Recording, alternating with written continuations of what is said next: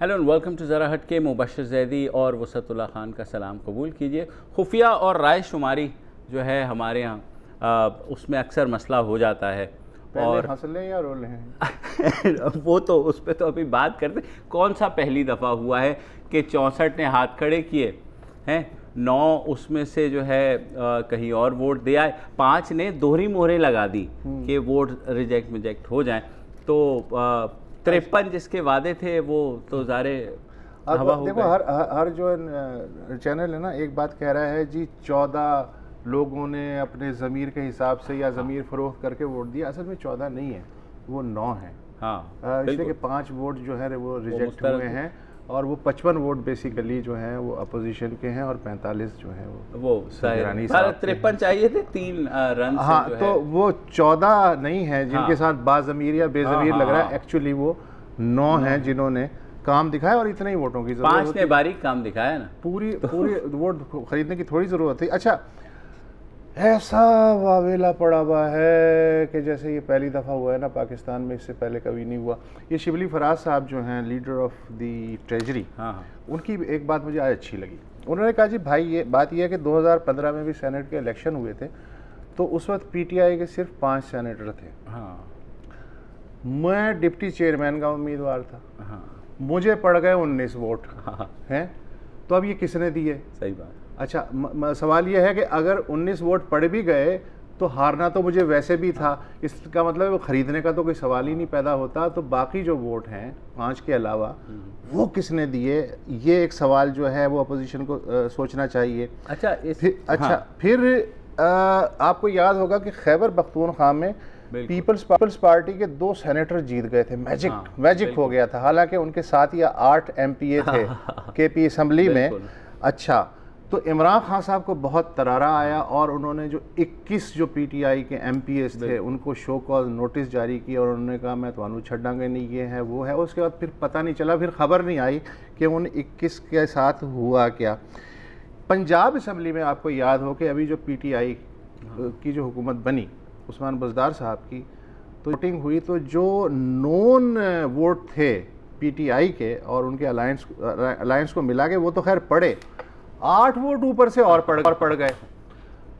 हल्ला मच गया कि ये 8 कौन है, ज़मीर फरोश, ये कौन सी पार्टी से आए, क्या कार्रवाई हुई, कुछ पता नहीं चला। अच्छा, पीपल्स पार्टी आज जो है अच्छी बात है कि 21 इन्होंने सेनेटर्स ने अपने इस्तीफ़े जमा करा दिए हैं। लेकिन यही जो हैं भाई साहब जिनके ख़िलाफ़ आज पीपल्स पार्टी है, रज़ा रब्बानी को जब मुस्लिम लीग नवाज़ ने कहा कि अगर आप बना दें मुश्तरका कैंडिडेट, तो जरदारी साहब ने क्या कहा था, कोई मुझे डिक्टेट कराने की कोशिश ना करे। और जो उस वक्त सूरत हाल और थी, आज कुछ और है। ठीक है, सिंध में आपको याद होगा 90s में जाम सादिक की हुकूमत कैसे बनी। पीपल्स पार्टी जो है उसकी मेजॉरिटी थी, थिन मेजॉरिटी थी, लेकिन थी। लाते मुक्के घूंसे ब्राइब सब हुआ। उससे क्या हुआ, पाकिस्तान में ये कोई नया नहीं हुआ था। 71 में सितंबर 71 में अगर आप साबिक़ जर्नलों की किताबें भी पढ़ लें तो उसमें बड़ा वाज़ेह तौर पे लिखा है कि अवामी लीग तो भाग गई थी हिंदुस्तान, कलकत्ता में उन्होंने जिला वतन हुकूमत बना ली थी। अब अवामी लीग की जो 162 जीती हुई सीटें थी उनको पुर करना था। उनको किस तरह पुर किया गया? मेजर जनरल राव फरमान अली के दफ्तर में सारी पार्टियों को बुलाया गया। किसको? सारी जो वेस्ट पाकिस्तान की पार्टियां थी, Jamaat Islami, peoples party, Qayyum league वगैरह, सबको।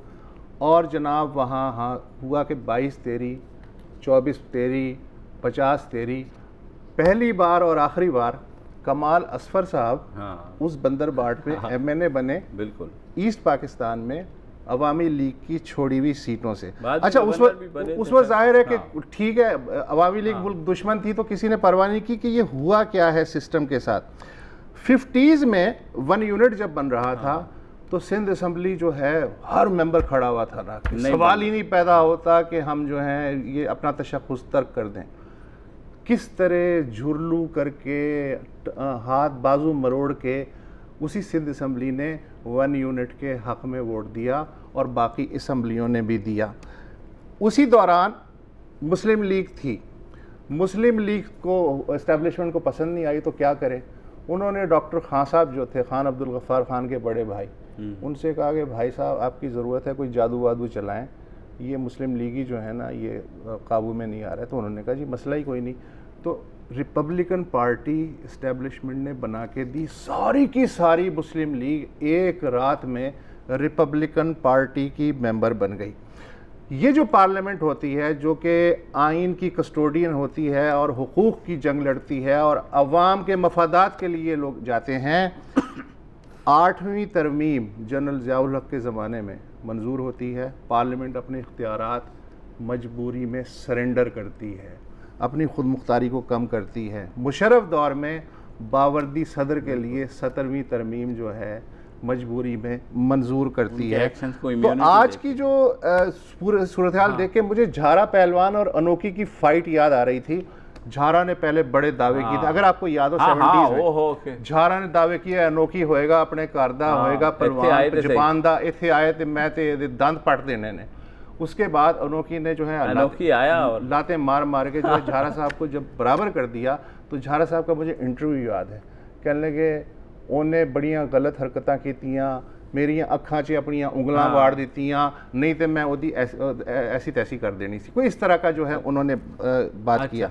अच्छा, अब हमारे साथ मौजूद हैं मुमताज़ तज्जिया का ज़ैगम खान, लेकिन उससे पहले और मुस्तफ़ा नवाज़ खोकर, जिन्होंने आज सबसे पहले आवाज़ बुलंद की और एहतजाजन अपना इस्तीफ़ा जो है पार्टी क़यादत को भिजवा दिया, और उसके बाद बाकी जो पीपल्स पार्टी के सेनेटर्स थे उन्होंने भी जमा करा दिया बिलावल भुट्टो के पास अपने इस्तीफ़े।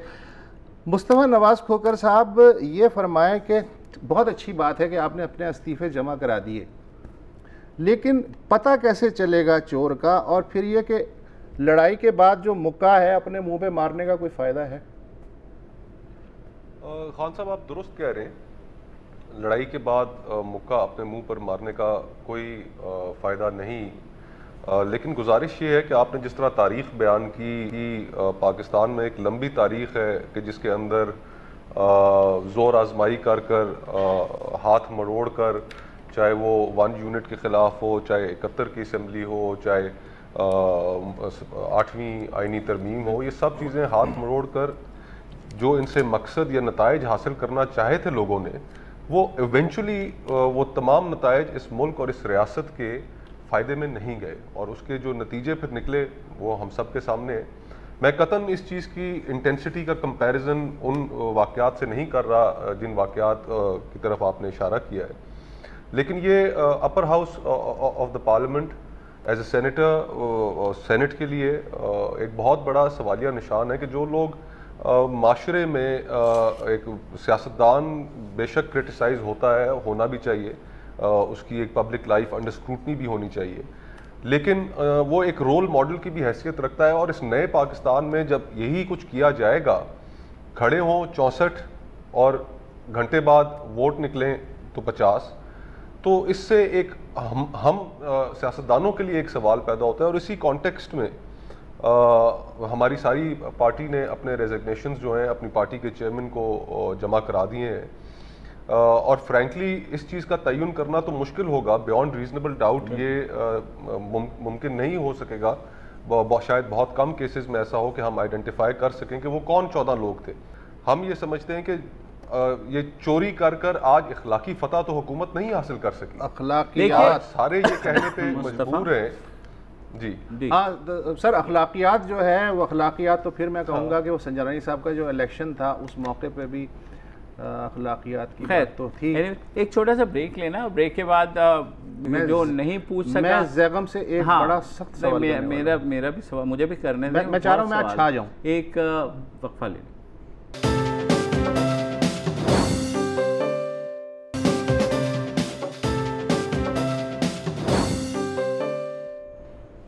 Welcome back. और हम बात कर रहे हैं सेनेट चेयरमैन के इलेक्शंस में जो अनहोनी हो गई।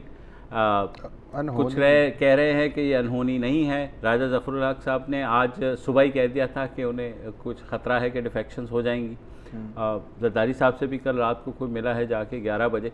हासिल बजंजो साहब जो कि उम्मीदवार थे, उन्होंने तो खुल के एक क्लिप में कह दिया है कि ये 14 निजी इदारे के सरबराह का नाम ले लिया। हाँ, निजी इदारे के सरबराह का नाम ले दिया है, जिसको ज़ाहिर है हम तो नहीं चला सकते, लेकिन सोशल मीडिया पे तो खैर भरमार हुई है। जैगम खान हमारे दोस्त और रेजिडेंट एनालिस्ट जो हैं, उनसे पूछते हैं, जैगम मैं मुस्तफ़ा से तो बवजू नहीं पूछ सका, टिपिकल मीडिया क्वेश्चन, मगर आपसे ज़रूर पूछूंगा, कैसा महसूस कर रहे हैं? बहुत अच्छा महसूस कर रहा हूँ जी। देखिए, पाकिस्तान में जिस तरह के मौजज़े होते हैं और जो तारीख़ अभी वसत साहब ने बताई, देखिए उसी तरह का एक मौजज़ा हुआ। लेकिन एक बड़ी दिलचस्प बात है, देखिए मुस्तफ़ा साहब ने सबसे पहले इन्होंने इस्तीफ़ा दिया था, उसके बाद फिर तमाम पीपल्स पार्टी वालों ने इस्तीफ़ा दिया। तो ये बड़ा दिलचस्प है जिस तरीके से पीपल्स पार्टी के अंदर भी डेवलप हुआ और ये बताया कि इसकी वजह से तमाम पर क्वेश्चन आ रहा है। लेकिन मेरी जो पूछने की बात ये है कि क्या सिर्फ सेनेटर्स पर क्वेश्चन आ रहा है, क्या लीडर्स पे क्वेश्चन नहीं आ रहा? क्या हमें ये मालूम है कि जिन लोगों का ज़मीर जागा 9+5, एक ने अपने ज़मीर का इजहार एक तरीके से किया और 5 ने किसी और तरीके से किया, तो क्या इनका ज़मीर जो है वो ख़ुद से जागा या इनके किसी लीडर की तरफ से कहा गया कि अब आपके ज़मीर जागने का वक्त आ गया है? यानी ये जो सवाल उठा है ये सिर्फ सेनेटर्स तक तो महदूद नहीं रहेगा ना, बिल्कुल, ये तो पूरी लीडरशिप के ऊपर भी क्वेश्चन आएगा। बिल्कुल, मेरे ख्याल में जो इस वक्त के लिहाज से इस तसलसल में सिर्फ वाहिद बात जो हम मुख्तलिफ कह सकते हैं वो ये है कि ये आज का पाकिस्तान तो पोस्ट रेवोल्यूशनरी पाकिस्तान है ना, ये तो इनकलाब आ चुका है, मतलब तो लॉन्ग मार्च हो चुका है और इनकलाब आ चुका है। पोस्ट रेवोल्यूशनरी पाकिस्तान है, जो अशराफियत थी उसको शिकस्त हो चुकी है, जो करप्ट माफिया था वो मात खा चुका है। तो इस वक्त जो कुछ हुआ है इस लिहाज से ये बड़ा मुख्तलिफ है कि अब लोगों के ज़मीर जागने लगे हैं। पहले लोग बिकते थे लेकिन अब वो बाज़मीर होते हैं। तो मेरे ख्याल में ये एक दिलचस्प बात है। अच्छा, लेकिन सॉरी, देखिए हम लाख कह ले हुकूमत का, तो आपको पता है ना लेने में ना देने में थी, उनके तो 35-37 वोट थे और उनका तो कोई था नहीं इस्टेब्लिशमेंट का, चले अगर हम कह सकते हैं उन्होंने कोच बहुत अच्छा हायर किया, लेकिन हाँ थे 35-36 वोट, लेकिन कोच बड़ा प्यारा हायर किया। हाँ, प्रोफेशनल कोच था कोई। कोचिंग तो हो रही है तो ज़ाहिर क्रेडिट कोच को ही जाएगा। लेकिन जैसे आपने कहा कि इन जमातों के अंदर जो ज़ाहिर वोट को इज़्ज़त दो से लेके और वोट की सैंक्टिटी की बात करते हैं, प्रॉब्लम तो उनके अंदर है। अभी जो देखा जाए ना कि ज़ाहिर है शहर के लोग तो जालिम होंदे ही नहीं, पर जब तक खुद मरने का शौक़ ना हो तो तब तक तो बात आगे नहीं चलती। बिल्कुल बिल्कुल, और ये बहुत ही अहम बात है इसमें। अब अगर सेनेट के हवाले से हम देखें, जो हाउस ऑफ फेडरेशन है और मेरी नज़र में कौमी असम्बली से ज़्यादा मोहतरम इदारा है और एक फेडरेशन के लिए बहुत ही एक अहम इदारा है। और इसमें ख़ास बात यह है कि इसके जो मेंबर्स हैं वो इलेक्ट्रेट की जो चीज़ें हैं जो मजबूर कर देती हैं, उन मजबूरियों के मोहताज नहीं होते। तो पार्टीज़ इंतहाई काबिल लोगों को ला सकती हैं और they owe their position to their parties. इसमें उस तरीके से इलेक्टेबल तो नहीं होता ना जो सर फिरा हो, जो कहे जी मैं तो हर दफ़ा जीत जाता हूँ, जिस पार्टी में भी जाऊँ मैं जीत जाता हूँ।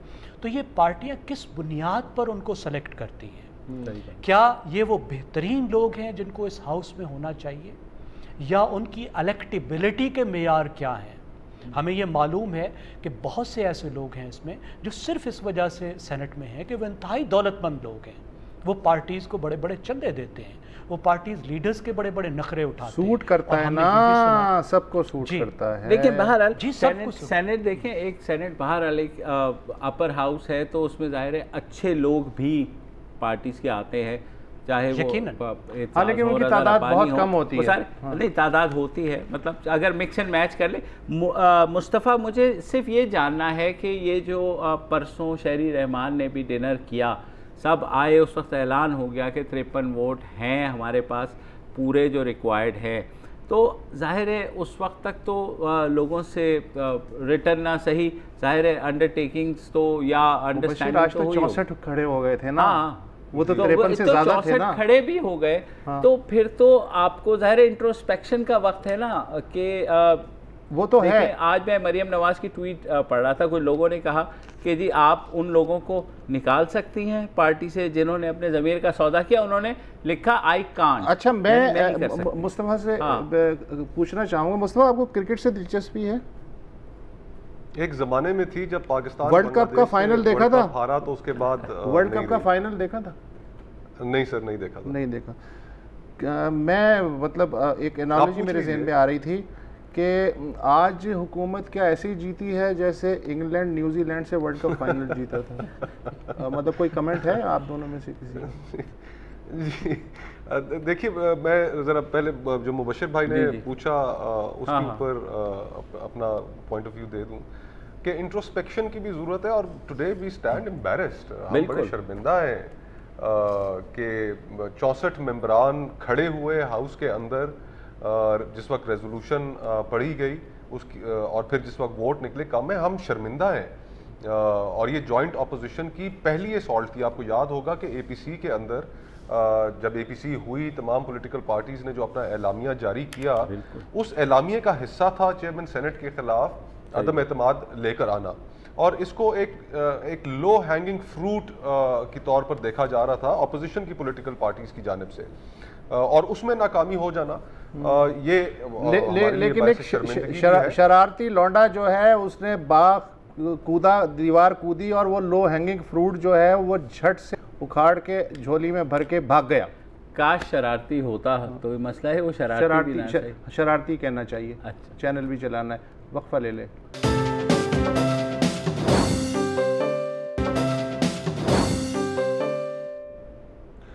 Welcome back. ये क्या हुआ, कैसे हुआ, आज डिबेट का मौजू यही है। जो हमारे साथ तजिया कार हैं ज़ैगम खान साहब वो मौजूद हैं, पीपल्स पार्टी के सेनेटर मुस्तफ़ा नवाज़ खोकर मौजूद हैं।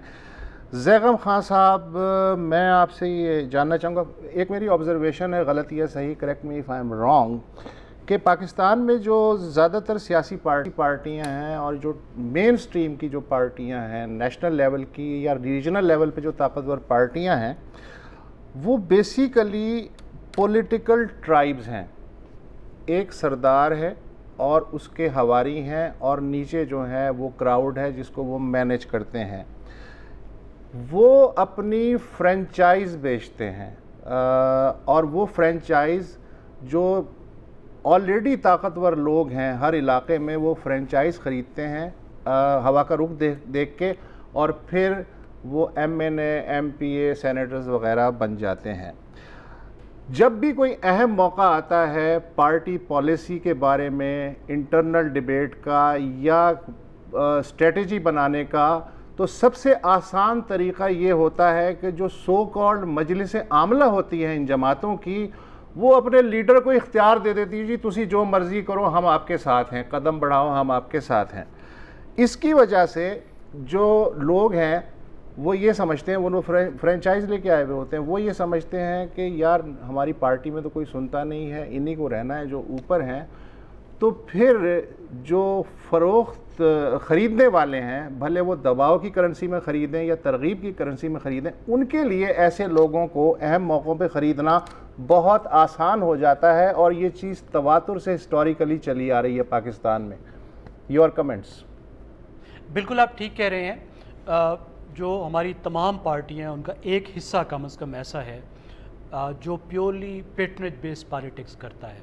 यानी आप ही की बात को मैं इत्तफाक करते हुए ज़रा मुख्तलिफ अल्फाज में ये कहूँ, यानी ये तमाम पार्टियां इंश्योर करती हैं कि वो पेट्रनेज का इंतज़ाम करें और वो नीचे बांटें और वो फिर उससे नीचे जाए। तो ये पेट्रनेज के बिज़नेस में हर आदमी पेट्रन भी होता है और फिर क्लाइंट भी होता है, और जब वो देखता है कि ये सूट नहीं कर रहा तो वो इधर से उधर जाने में कोई उसको आर नहीं होती। ये तभी होता है जब पार्टी की आइडियालॉजी की तो बात ही खैर भूल जाइए, जब पार्टीज़ का कोई स्ट्रॉन्ग प्लान या प्रोग्राम भी नहीं होता जिससे बहुत ज़्यादा इत्तफाक हो या जिसके बहुत ज़्यादा लोग जाएं। अगरचे इन तमाम पार्टियों के, कम से कम अक्सर पार्टियों के, एक ख़ास आवाम का एक तबका तो है जो इनको फॉलो करता है, और थोड़ी थोड़ी फॉलोइंग में, हर एक की थोड़ी थोड़ी फॉलोइंग में एक फ़र्क भी मौजूद है। लेकिन कुछ और जो इससे ज़्यादा भी, शायद इससे ज़्यादा ख़तरनाक बातें हैं, वो ये है कि इन तमाम पार्टियों में जो इनका इन्हसार क्रोनी कैपिटलिस्ट पे हो गया है, यानी ऐसे सरमायादार पे जिसकी सरमायाकारी का सारा कारोबार रियासत के साथ ताल्लुक़ पर चलता है। मसलन इस वक्त की तीनों पार्टियों को आप देख लें, इनकी जो फंडिंग है या इनका जो ख़र्चा है या गुजारा है वो डायरेक्टली या इनडायरेक्टली सबसे ज़्यादा शुगर इंडस्ट्री पे है। और जैसे मैंने अर्ज़ की कि जो क्रोनी कैपिटलिज़म है उसका एक बहुत बड़ा सेक्टर आपके पास शुगर है। उसके बाद आप देखेंगे कि जो रियल एस्टेट है, जिसको हम लैंड माफिया भी कह देते हैं मोहब्बत से, तीनों पार्टियों में आपको लैंड माफिया के लोग भी नज़र आएंगे। यानी इस तरह का सरमाए का जो मिलाप है उसकी वजह से ये पार्टीज़ कंप्रोमाइज़ भी हो गई हैं।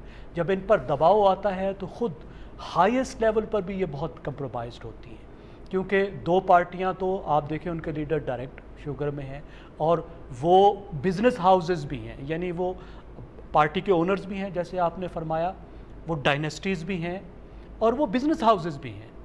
और तीसरी जो इनकलाबी जमात है वो बरह रास्त तो ज़ाहिर है बिज़नेस हाउस नहीं है, लेकिन उसका इन्हसार उन लोगों पर है जिनमें ये तीनों खसूसियात मौजूद हैं और इनडायरेक्टली उस तरह से रिलाय कर रही हैं। उस वजह से उनका एक तो पार्टी का ना वो स्ट्रक्चर है कि अवाम की डिमांड उन पर बहुत ज़्यादा असर है, अगरचे सियासत के तौर पर और वोट लेने के तौर पर उनको अवाम की तरफ देखना तो पड़ता है, लेकिन ना तो उन्होंने जमहूरी स्ट्रक्चर बनाने की ज़रूरत महसूस की है या उनको करने दिया गया है। जो उन पर एक्सटर्नल दबाव रहा है मेरा ख्याल है उसको भी हमें ज़रूर फैक्टर इन करना चाहिए। ना उन्होंने अपने फंडिंग की वो लाइन्स डेवलप करने की कोशिश की है कि उनकी इस सरमाए पे ज़रूरत ना पड़े, ना उन्होंने अपने आप को इंटरनली क्लीन करने की कोशिश की है। और इस इन्हसार की वजह से जो हमारा ऐवान ज़ेरी हैं, MNAs जो हैं, उनमें भी वो तीनों पार्टियां ऐसे लोगों को लाती हैं जो उनको फ़ंड कर सकें, जो ख़ुद भी खाएं और उनको भी खिलाएं। और ऐवान बाला में भी हमने देखा कि ऐसे लोगों को लाते हैं जो इतने आसानी से कंप्रोमाइज्ड हो जाते हैं। सही बात। तो ये पॉलिटिकल पार्टीज़ को तो अपने आप को रिफॉर्म करना लेकिन पड़ेगा। जैगम अगर ये ऐसे लोग ना लाएं तीनों पार्टियां और वैसे लोग लाएं जैसे हम चाहते हैं, आइडियल किस्म के लोग, तो फिर इस्टेब्लिशमेंट के लिए वो लोग ख़तरा नहीं बनते, फिर वो कैसे इलेक्ट होंगे? ये फैक्टर है आपके जहन में? जी देखिए, अब मसलन सेनेटर बनाने में तो कोई मसला नहीं होना चाहिए। सेनेटर्स तो मुकम्मल उन्होंने अपने नंबर्स पे बनाने हैं, तो सेनेटर बनने का तो बिल्कुल जवाज़ ही नहीं होना चाहिए। ऐसे लोग होने चाहिए जो पार्टी के साथ खड़े हों, जिनमें इंटेग्रिटी हो, जो अहल हों, जो गवर्नेंस भी डिलीवर कर सके कि जहां आपके पास बरह रास्त मुंतखब लोग काबिल नहीं है जिस मिनिस्ट्री को संभालने के लिए, वहां आपके पास उतनी अहलियत के सेनेटर हों, वो आप रोल फिल करें, फिर आपको वो बरामद ना करने पड़े लोग, आप बाहर ना भागें, आप IMF से आप रिटायर करा के ना लाएँ, या आप पिछली से पिछली हुकूमत के लोग मुस्तरद किए हुए जिनके खिलाफ इतना कुछ कहते रहे, उनको मिन्नतें करके ना लाएं। वो आपके पास सेनेट में उस तरह के लोग मौजूद हैं, और जहाँ पे आपके पास महफूज कॉन्स्टिट्यूंसीज़ हैं उनको लाएं, या जहाँ पे हारना ही हारना है वहाँ ही ले आएँ। अवाम को ज़रा एक चांस तो दें, लोगों को लाएँ तो सही, अवाम को कहें कि आप इनको ट्राई करें।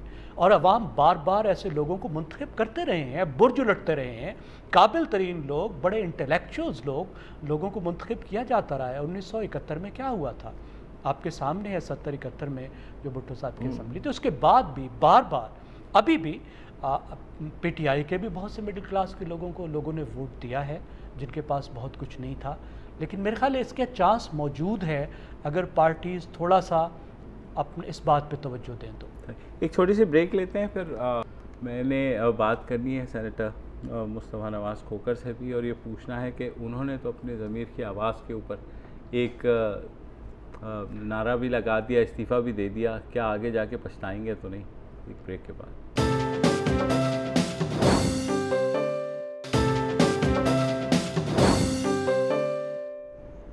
Welcome back. मुस्तफ़ा, ये बताइएगा, आपने ज़ाहिर एक मॉरल हाई ग्राउंड के ऊपर इस्तीफ़ा अपना दे दिया, मगर अगर आप इस्तीफ़ा दे देंगे या आप जैसे दो चार लोग और इस्तीफ़ा दे देंगे, तो फिर कैसे आगे जाकर के अंदर ये ऐसा सिस्टम बनेगा कि ऐसी चीज़ दोबारा ना हो? ये तो फिर इसका मतलब है वो लोग जीत गए जिन्होंने अपना ज़मीर बेचा। इस्तीफ़े कबूल कहाँ हो रहे हैं? देखिए मुबशर भाई, उसमें पहली चीज़ ये है कि आज एक नतीजा जो इसका मैं देख रहा हूँ जो निकलेगा वो ये है कि वो लोग जिनका बयानिया है कि हुकूमत के ख़िलाफ़ मज़ीद जारहाना तरीक़ाकार और जारहाना सियासत अपनाई जाए, उसको तक़वियत मिलेगी सड़कों पर आने पर। क्योंकि कई दोस्तों की और अफ़का की आज ये राय थी कि 2018 का हमने इलेक्शन देखा, 2018 के इलेक्शन में जो हुआ आज उसका रिपीट हो गया कि जिसके पास मेजॉरिटी थी उसकी मेजॉरिटी को तस्लीम नहीं किया गया, उसकी मेजॉरिटी पे डाका डाला गया, चोरी की गई और एक गैर अखलाकी तौर पर पीटीआई और उसके हमनवाओं ने अपनी एक अकलियत को अक्सरियत बनाया। और बिकने वाला माल होगा तो खरीदार भी होगा, दुनिया की हर मंडी का। ये बात तो आपकी दुरुस्त है, लेकिन इससे एक जो इसका नतीजा निकलेगा, जिस तरह आज प्रेस कॉन्फ्रेंस में बिलावल साहब ने और शहबाज शरीफ साहब ने जो गुफ्तगू की, उसके बाद अब मजीद जब एपीसी होगी तो उसके अंदर जो जारहाना रवैया वो मजीद सख्त होगा। और वो लोग जो शायद कहते थे कि जी के सिस्टम के अंदर हमें थोड़ा सा बैलेंस क्रिएट रखना चाहिए, उनके जो नजरिया है, उनका जो बयानिया है, उसको आज थोड़ी सी उसमें कमी आएगी। हाँ, और लेकिन मुस्तफ़ा लेकिन बदएतमादी भी तो बढ़ेगी ना अपोजिशन जमातों में आपस में। जाहिर है तमाम अपोजिशन जमातों के दरमियान से कुछ लोगों ने डिफेक्ट किया, ठीक है, तो जाहिर है अब एक दूसरे की तरफ जो अपोजिशन का साथ था वो थोड़ी सी नज़रें भी तब्दील होंगी कि नहीं उसने किया फलां ने किया, ये किया, कॉम्प्रोमाइज़ हो सकता है गोइंग फॉरवर्ड भी। जी, आज जो प्रिंसिपली एक जो चीज़ डिसाइड की गई अपोजिशन लीडरान के दरमियान वो ये थी कि हम किसी के ऊपर फिंगर पॉइंटिंग नहीं करेंगे। हम किसी जमात को मौरूद इल्ज़ाम नहीं ठहराएंगे और हम अपने जमातों के अंदर तहकीक करेंगे और बियॉन्ड रीजनेबल डाउट अगर किसी की हमें चीज़ मिलती है तो फिर उसके खिलाफ एक्शन भी लिया जाएगा। हमारी तो सारी पार्टी ने इस्तीफ़े अपने जमा करा दिए हैं अपनी क़यादत को। और फिर इसमें एक और पहलू भी मैं अगर मुझे इजाज़त दें तो मैं उसको क्विकली मेंशन कर दूं। जो पहले गुफ्तगू हो रही थी, देखिए जमहूरियत और कैपिटलिज्म का जो ताल्लुक है और जो एस्टैब्लिश्ड डेमोक्रेसीज़ हैं उसके अंदर क्या अमेरिका में उसके मज़ाहिर आपको देखने में नहीं मिलते। ये हमारी एक इस निज़ाम के अंदर एक कमज़ोरी को एड्रेस करना पड़ेगा कि जिसमें माशरे के ऐसे तबके के लोग सामने आते हैं कि जो इलेक्शन लड़ने की अहलियत रखते हैं। आखिर इलेक्टेबल है क्या? इलेक्टेबल ये है कि जिसके पास पैसा हो, जो इलेक्शन कैंपेन लड़ सके। और पॉलिटिकल पार्टीज़ के जिस तरह जिक्र हो रहा था कि फंडिंग के जो तरीक़ेकार हैं उनके ऊपर भी तवज्जो देनी चाहिए। लेकिन साथ ही साथ पाकिस्तान पीपल्स पार्टी का मैं थोड़ा सा इतना ज़रूर अर्ज़ करता चलूँ कि हमने जो पिछले सेनेट के इलेक्शंस हुए उसके अंदर हमने सेनेटर कीशोबाई जिनका ताल्लुक थर से है उनको लेकर आए, सेनेटर अनवर लाल डीन जो कराची से जिनका ताल्लुक है, आपके चैनल के ऊपर भी आप शायद आपने भी प्रोग्राम किया हो कि वो सिर्फ एक स्कूटर के मालिक हैं। फिर इसी तरह मौला बख्श चांडियो साहब, फिर बैरमन तंगी साहब, तो वर्कर्स को भी सामने लेकर आए। और फिर साथ ही साथ हमने चौधरी एतजाज़ एहसन साहब जैसे, शहरी रहमान साहिबा जैसे, रज़ा रब्बानी साहब जैसे, हमने पार्टी के वो टेक्नोक्रेट्स भी और वो लोग के जो अपनी एक ख़ास मुकाम रखते हैं माशरे में उनको भी आगे लेके आए। तो हाँ ठीक है, प्रॉब्लम्स हैं, उन प्रॉब्लम्स को हमें एड्रेस करना चाहिए, लेकिन कुछ पॉलिटिकल पार्टीज़ ने उसको मुकम्मल तौर पर नज़रअंदाज नहीं किया। और ये सूरत हाल हम उस वक्त तक फेस करते रहेंगे जब सियासत नजरिए की बुनियाद पर नहीं होगी। अगर नजरिए की बुनियाद पर सियासत होगी तो कैंडिडेट मैटर नहीं करता। This is the crux. Zaigham Khan, नज़रिया की बुनियाद पे सियासत हमने आपने बहुत पहले तक देखी है, अब नज़रिए की बुनियाद पे सियासत बज़ाहिर बैक सीट पे है। अब मुझे ऐसा लगता है कि जो तरक्की पजीर मुल्क की फिल्म इंडस्ट्री और तरक्की पजीर मुल्क की जो पॉलिटिकल इंडस्ट्री है उसमें कोई ख़ास फ़र्क नहीं है। डायरेक्टर ने कहा जी इस फिल्म में तुम्हें विलन करना है, हाँ जी विलन करना है। उसने कहा जी अगली फिल्म में तुम्हें हीरो करना है, हाँ जी मैं हीरो के लिए तैयार हूँ। उससे अगली फिल्म में उसने कहा साइड किक, उसने कहा जी बिल्कुल माई बाप मैं साइड किक करूँगा। ये एनालॉजी दुरुस्त है क्या? आप बिल्कुल ठीक कह रहे हैं। आप देखिए बिल्कुल कारपोरेट जो मार्केटिंग के टूल्स हैं वो पार्टीज़ इख्तियार कर रही हैं। आप पिछले इलेक्शन में और पिछले कैंपेन्स में अगर देखें, या जो जलसे होते हैं, एक एक जलसे पर इतना कुछ खर्च आता है, उस जलसे के खाली साउंड सिस्टम पे जो है मिलियंस ऑफ रुपीज़ खर्च आते हैं। आप देखें उसके डिज़ाइंस, उसके बैनर्स के डिज़ाइन, बाकायदा मार्केटिंग के लोग जो हैं, कम्युनिकेशन के लोग हायर किए जाते हैं और वो उसी बुनियाद पर वो कैंपेन्स डिज़ाइन करते हैं जिसकी बुनियाद पर वो पेप्सी कोला या कोका कोला बेचने के लिए वो करते हैं। तो आइडियालॉजी की तो बैंकरप्सी एक जगह, लेकिन उससे आगे दूसरी बात जो है कि क्या आपके पास कम से कम कोई प्रोग्राम है, क्या आपके पास कोई पॉलिसी है? आपने ये मुल्क चलाना है, चले आइडियालॉजी के बगैर ही चला लें, मुल्क तो चलाना है ना, मैनेज तो करना है, बेहतर तो करना है, आपने इसको डेवलप तो करना है, उसके लिए तो आपको कोई पॉलिसी चाहिए ना। पॉलिसी साजी है? क्या कोई थिंक टैंक्स हैं इन पार्टीज़ में? क्या ये सोच रहे हैं? अब 20 साल तक पीटीआई एक नैरेटिव देकर आती रही कि ये भी गलत है, ये भी गलत है, ये भी गलत है, हम ये कर देंगे, हम ये कर। जब हुकूमत में आई तो पता चला कि उनकी पॉलिसी की तैयारी सिफर थी। बहुत शुक्रिया, बहुत शुक्रिया। अब प्रोड्यूस की बंदूक जो है हमारी कनपट्टी में रखी जा चुकी है। Mustafa Nawaz Khokar, thank you so much, and Zaigham Khan, thank you so very much. खुदा हाफिज़। अस्सलाम वालेकुम। अगर आपको हमारे शो पसंद आया है तो प्लीज़ हमारे यूट्यूब चैनल को सब्सक्राइब करें, और अगर मुनासिब समझे तो इस वीडियो को लाइक भी कर लें, तो कोई हर्ज नहीं है, और शेयर भी कर लें और कमेंट भी कर दें जी, वरना वो सब ऐसे ही लिखते रहेंगे। और हाँ, ये जो दोनों कह रहे हैं ये कर लें जी प्लीज़, नहीं तो हमें भी घर जाना है, मैं आपके कंप्यूटर में नहीं रहना 24 घंटे। सही बात।